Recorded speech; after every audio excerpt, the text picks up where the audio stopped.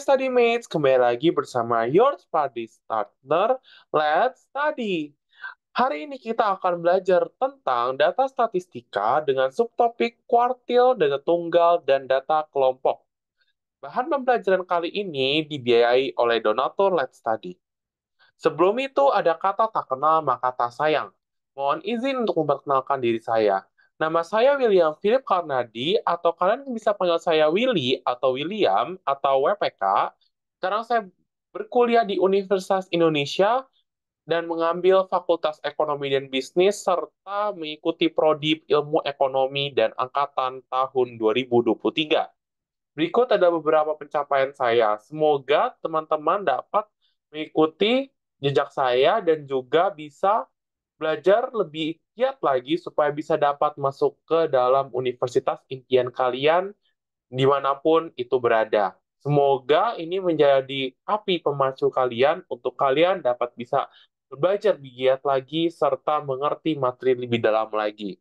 Oleh karena itu, izinkan saya untuk memulai pembelajaran kali ini.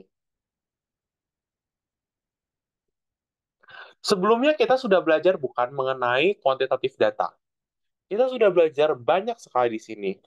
Izinkan saya untuk mengulang seperti yang kita ketahui, data itu banyak sekali kan. Misal, kayak kamu misal dapat nih, misal kayak ya nilai ulangan lah. Nilai ulangan tuh kalau misalnya gurunya fair 0 sampai 100 kan. Terus muncul gitu di G-form. Nilai kamu berapa? Misal nilai kamu 86. Terus begitu di G-form itu ada beberapa pilihan. Misal nilai kamu dari 0 sampai 20, dari 20 sampai 40, 21 sampai 40, lalu 41 sampai 60, sampai ke KKM lah 70, terus 71 sampai 85, 86 sampai 100 gitu. Nah, tujuannya kenapa dibuat seperti ini? Supaya mempersimpel pengumpulan data. Kamu coba bayangin orang buat 0, 1, 2, 3, 4, 5, 6, 7, 8, 9, sampai 100 gitu ya di G-form gitu. Kamu bakal nge-scrollnya juga, buset gitu, ini scrollnya kayak gimana gitu ya. Itu kan capek. Ini baru nilai. Coba bayangin kalau misalnya ditanyain kayak tahun kelahiran, tiba-tiba tahun kelahiran kayak bayangin aja kalau misalnya jangan tahun kelahiran terlalu ekstrim, kita lihat misalnya sehari kamu minum berapa kali, kamu itu dari 0, 1, 2, 3, 4, 5, 6, 7, 8 sampai 100 gitu ya, ya kan nggak mungkin gitu kan, dan itu juga akan pusing kamu, maka itu dibuat seperti ini. Nah, kalau ini contohnya apa? Di sini frekuensi distribusi dari harga rumah gitu ya, harga rumah gitu. Nah, di sini dalam ribuan dolar, jadi kalau misalkan baca 300, 400, berarti ini 300 ribu ya, karena ada ribuan dolar gitu. Nah, di sini pakai rules yang kayak kemana aku dijelasin 2K rules. Kalau misalnya kalian belum nonton median modus data tunggal, boleh banget kan nonton ulang. eh di sini kayak pakai rumus 2K lebih besar daripada N, K itu number of class, N itu observasi numbernya berapa. Oke, di sini kelasnya berarti ada 300 ribu dolar sampai 400 ribu dolar gitu, 500 ribu, 400 ribu, 900 dolar dan lain sebagainya. Nah, di sini bagaimana cara menghitungnya? Pertama-tama ada namanya width of the class gitu ya, atau lebar kelas. Lebar kelas tuh ini nih, 300 ke 400 tuh berapa? 400 ke 500, 500 ke 600, 700 ke 800, 800, 700 ke 800 berapa?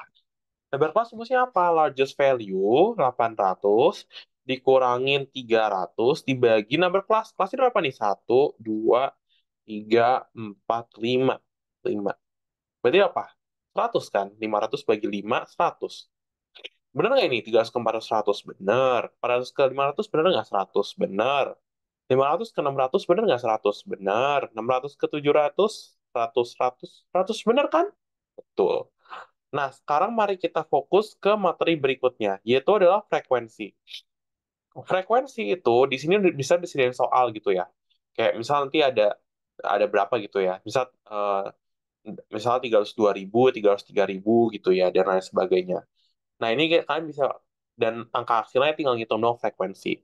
Tapi beda sama kumulatif frekuensi. Kumulatif frekuensi itu adalah frekuensi ditambahin sampai akhirnya total frekuensinya sama nih. Berapa nih di sini? Frekuensinya 4 gitu ya. Terus kumulatif frekuensinya berapa yang kalau yang kelas kedua? Berarti yang kelas atas yang satu ditambahin kelas 2, berarti 4 tambah 11 15. Kalau kelas 3 kumulatif frekuensi berarti berapa? 4 tambah 11 tambah 14. Kelas 4 berarti berapa? 4 tambah 11 tambah 14 tambah 5. Terakhir berapa? 4 tambah 11 tambah 14 tambah 5 tambah 2. Sampai hasilnya sama dengan total. Namanya dibilang kumulatif frekuensi, alias apa? Frekuensi ditambahin. Gitu. Apakah sudah paham teman-teman? Teman-teman boleh screenshot ini dulu selama 5 detik.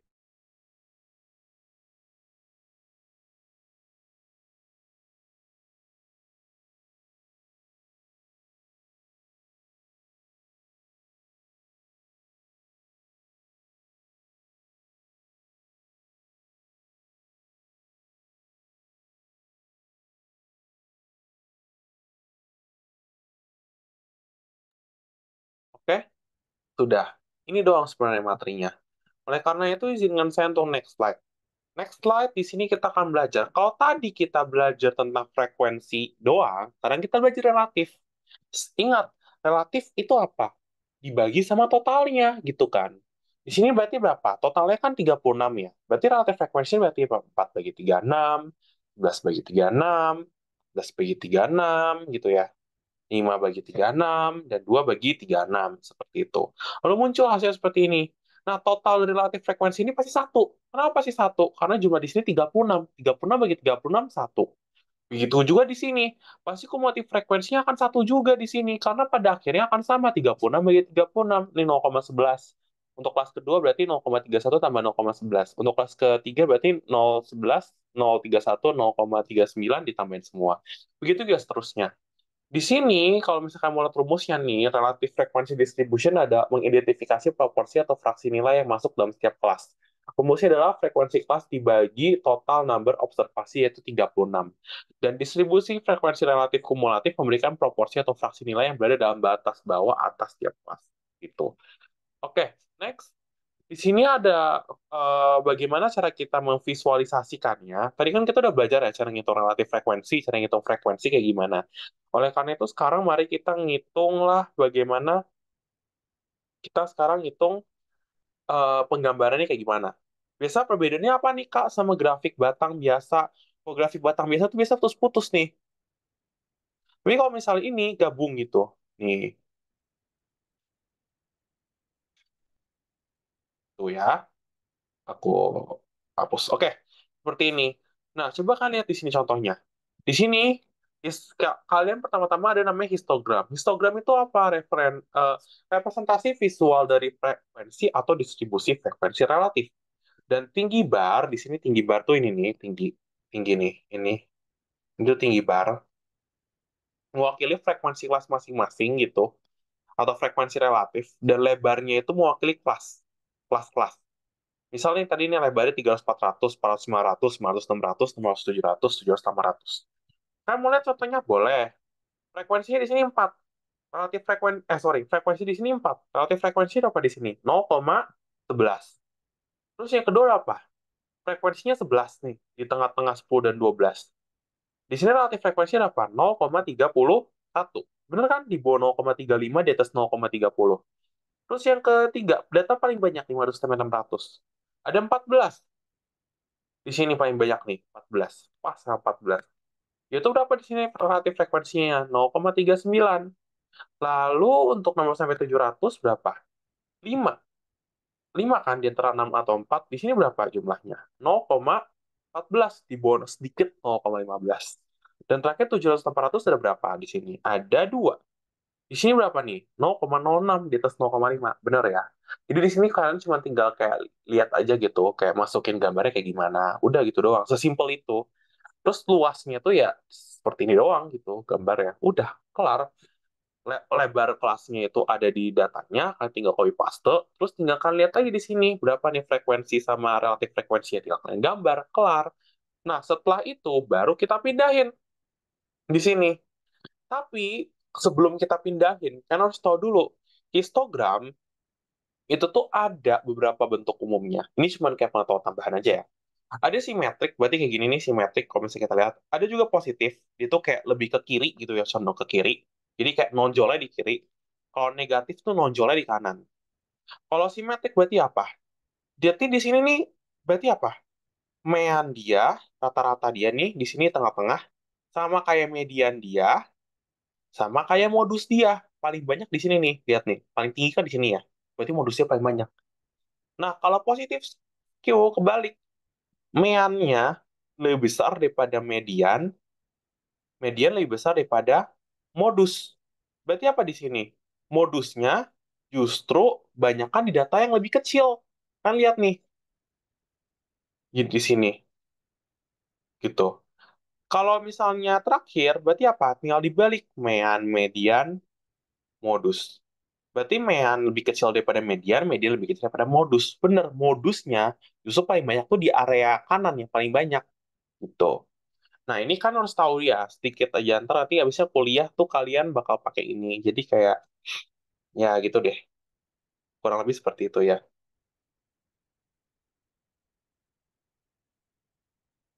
Oke?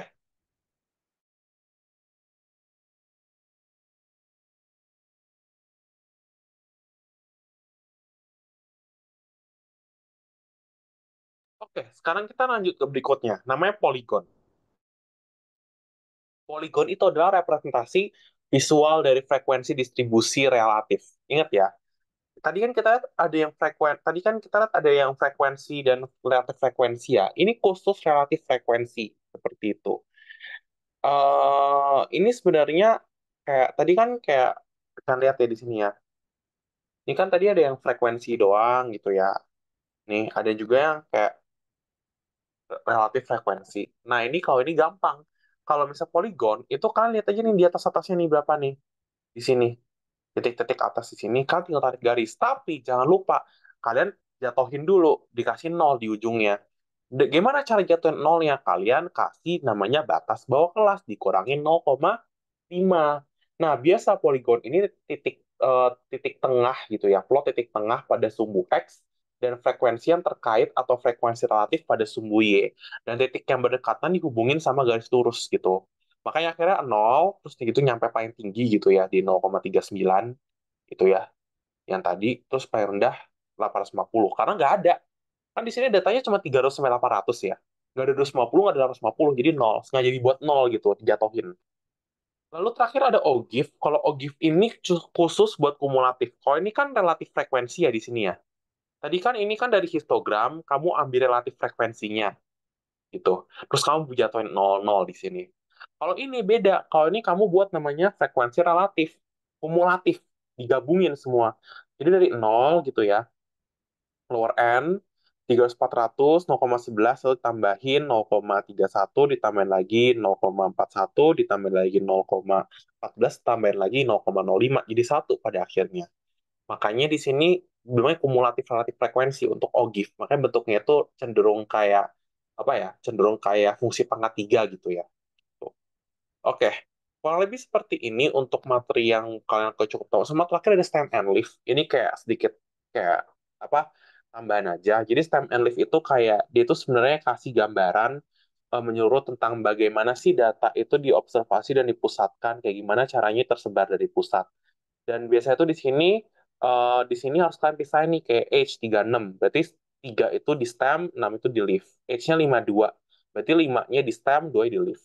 Terus ini apa? Stem itu adalah leftmost digit dan leaf itu the last digit. Maksudnya apa di sini?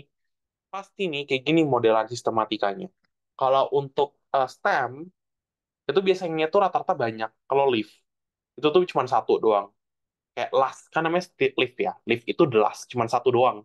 Satu angka. Misal kayak 108, misal ya 183, 1084, 1085, 1087.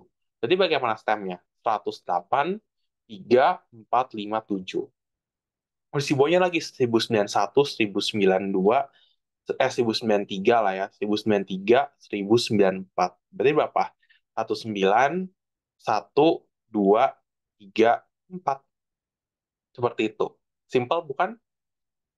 Nanti kan akan belajarnya di kuliah, tapi kayak ya cuman cukup tambahan aja. Lalu di sini harus kalian tahu, rumus median di data berkelompok beda gitu. Kalian nggak bisa samain karena datanya aja jenisnya beda gitu loh. Gitu.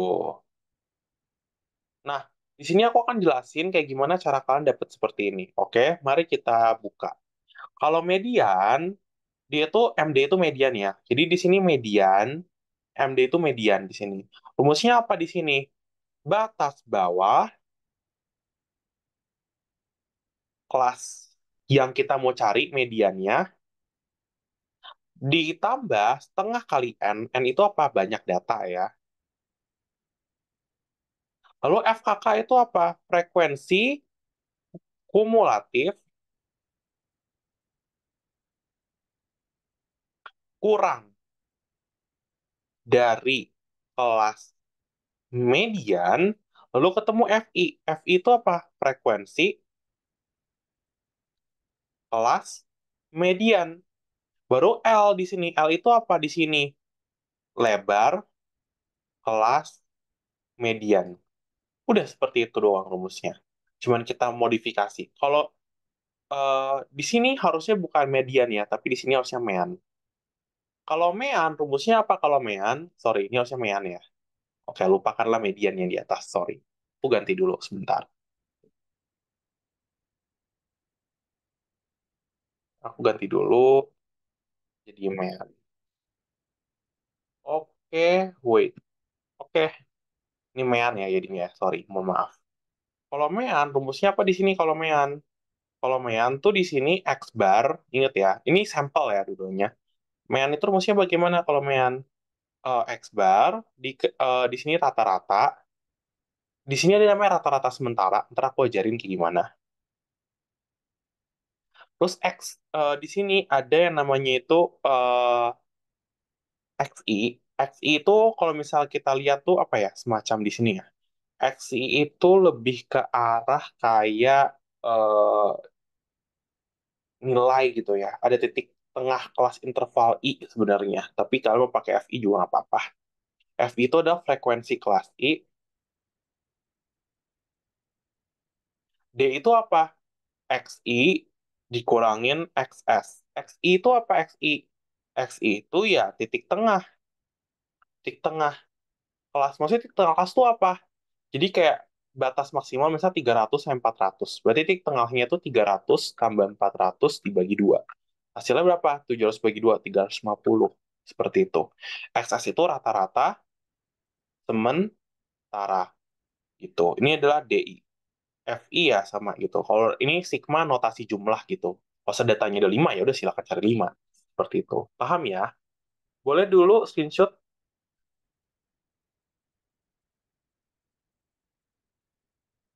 Oke. Next. Kita akan masuk ke modus. Rumusnya juga beda dong modus. Orang yang median aja beda, apalagi modus. MO itu modus. TB itu apa TB? TB itu adalah batas bawah kelas modus data kelompok. Jadi kayak batas bawahnya minus 0,5. Di satu berapa? Selisih frekuensi kelas modus dengan kelas sebelum modus. Jadi kayak kelas di atasnya gitu. Ntar aku kasih contoh soalnya. D2 apa? Selisih frekuensi kelas modus dengan setelah kelas modus. Seperti itu. L itu apa? Ya panjang kelas. Atau lebar lah ya. Seperti itu rumusnya. Oke? Kita akan masuk ke contoh soal. Mari kita mengerjakannya bersama. Nah, tapi di sini kita akan belajar dulu ada yang namanya persentil sebelum kalian seru-seruan gitu ya. Tapi ini ntar di persentil bakal kepakainya di lanjutan sih. Ntar nanti aku akan kasih soal-soal yang ada persentil ya di video berikutnya. Jadi persentil itu sebenarnya kayak the value below which a percentage data fall. Jadi kayak value di bawah kamus gitu loh. value di data, value kayak di bawah dari kamu gitu loh.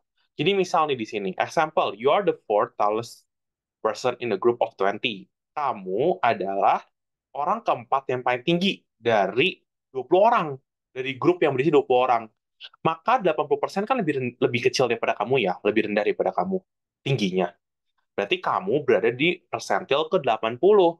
Ketika tinggi kamu 1,85 meter, maka 1,85 meter itu adalah persentil ke 80 dari grup tersebut. Nah, untuk menghitung persentil yang keberapa, yang pertama kita susun dulu datanya, terkecil ke terbesar, jangan kebalik, selalu urutin. Terus yang kedua pakai rumus ini. LP, P itu persentil yang kita mau cari, P ke berapa, misal kita mau cari P ke 25, atau P ke 50, atau median, atau ke 75, baru kalian tambahin N. N itu apa? Jumlah data kali P. P itu akan sama seperti P yang dicari ini. Gitu. Mau P ke 25 atau berapa gitu. Oke? Next, kita akan belajar berikutnya ke box plot. Sebenarnya kayak ini materinya juga tambahan aja sih. Jadi di sini box plot itu adalah grafik yang menampilkan nilai maksimum, minimum, kuartil 1, 2, 3. Nah, di sini cara membuat plot kotak kayak gimana? Pertama, plot dulu minimumnya, maksimum berapa? Misal nilainya ada 8, 9, 10, 11, 12, 13 gitu ya. Nah, minimumnya berapa? Minimumnya 8, maksimumnya 13 gitu ya. Misal ya di sini ada deh, misalnya kita mau ada angka juga 8 gitu ya. Oke. Mediannya berapa mediannya? Oke. Sebelum itu dulu. Nah, di sini Q2-nya berapa? Q1 itu adalah 25 sentil gitu ya. Persentil ke 25. Berarti apa? Di sini. L25 sama dengan 25 per 100 dikali N plus 1. Atau berapa? Seperempat dikali N plus 1. Di sini N-nya ada berapa?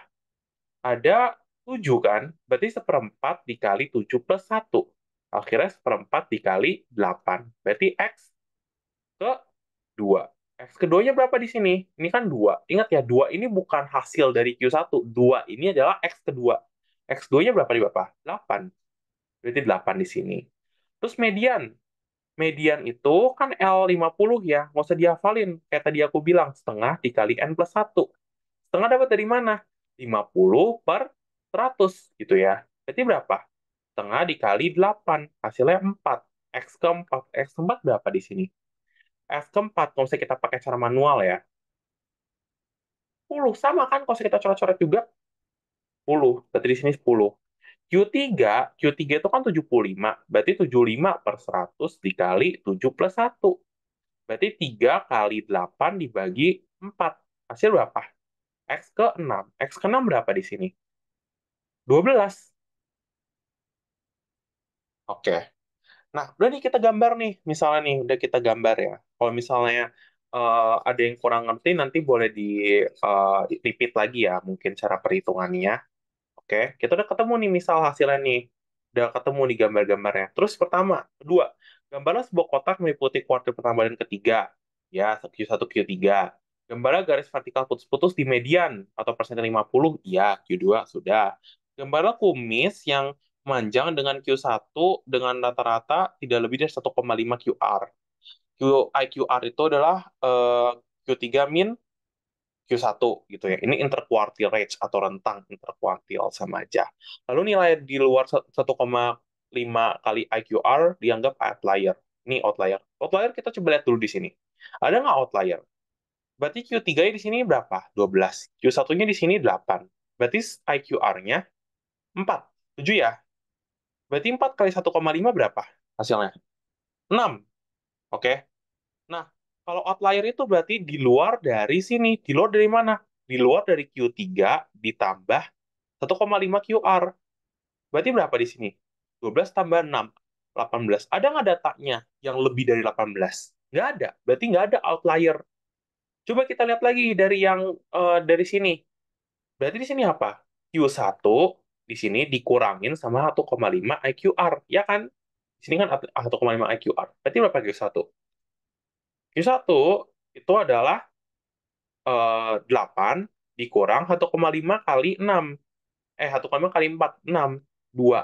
Ada nggak data lebih kecil daripada 2? Nggak ada. Berarti di sini apa? Tidak ada yang namanya outlier. Kurang lebih seperti itu cara pengerjaannya. Kalau kalian nanti ada statistika ekonomi dan bisnis di FEBUI, kalian akan belajar. Oke, sekarang kita masuk ke dalam soalnya. Oke, soal yang pertama. Di sini kalian cari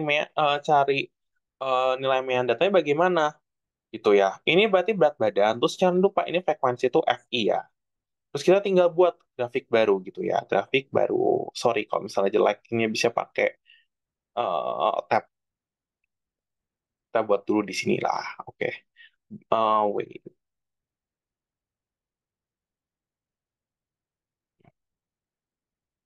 Ya. Terus di sini berarti apa? Di sini adalah X. Satu. X itu apa? Nilai tengah. Nilai tengah itu dari mana? 50 tambah 54 bagi 2. 55 tambah 59 bagi 2. 60 tambah 64 bagi 2. 65 tambah 69 bagi 2. 70 tambah 74 bagi 2. 75 tambah 79 bagi 2. Gitu ya. XI-nya berapa ketemu di sini? Kalau aku udah hitung 52, 57, 62, 67, 72, 77. Nah, kalian hitung di sini XI kali FI-nya berapa? 52 kali 8. Berarti di sini 416. Di sini berarti 57 kali 9, 513. 62 kali 12, 744. 67 kali 10, 670. 72 kali 6, 432. 77 kali 5, 385. Maka sigma dari XI kali FI itu adalah 3160. Sedangkan sigma dari XI itu adalah, sigma dari FI, dia adalah 50. Oke, boleh dicermati.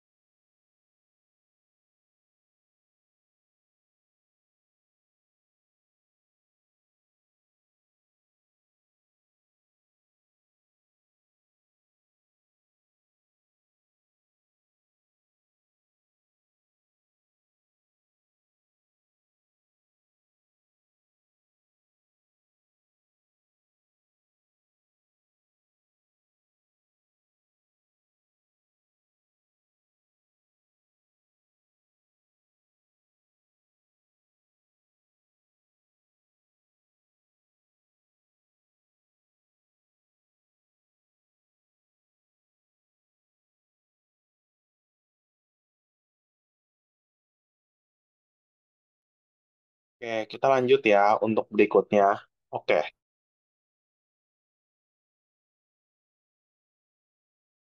untuk berikutnya di sini apa pakai rumusnya? Maksudnya rumusnya apa?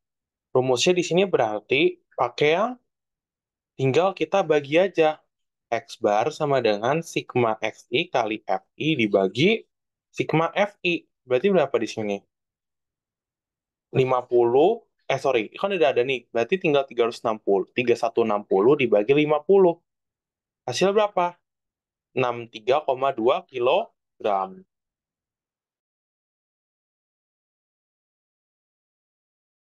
Jadi kurang lebih seperti itu ya. Saya harap sudah ngerti. Oke, simple kan untuk ngitung-ngitungnya. Oke.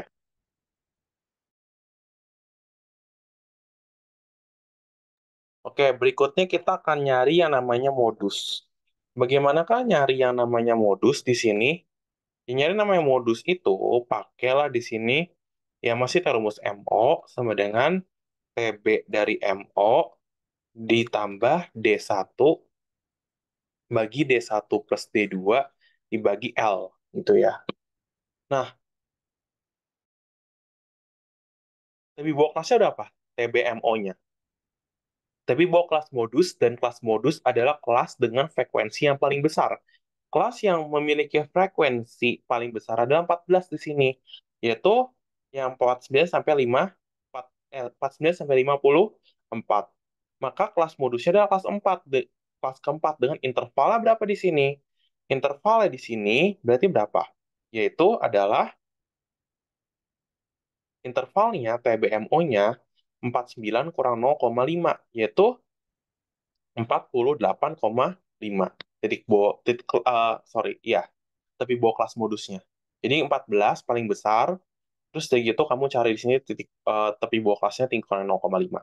Ketemu ya. Lalu D1, selisih frekuensi kelas modus dengan kelas sebelum modus. Berarti berapa di sini? Di sini kan 14 nih. Kelas sebelumnya kan di atasnya 9. Berarti 14 kurang 9 hasilnya 5. D2, dia bilang apa? Selisih frekuensi kelas modus dengan kelas sesudah kelas modus. Berarti 14 dikurangin 10. Hasilnya 4. Gitu ya. Lalu di sini L. Panjang kelasnya berapa di sini panjang kelasnya? Gampang. Tinggal apa? Tinggal tepi bawah MO, sorry, tepi atas MO dikurangin tepi bawah MO. Berarti berapa?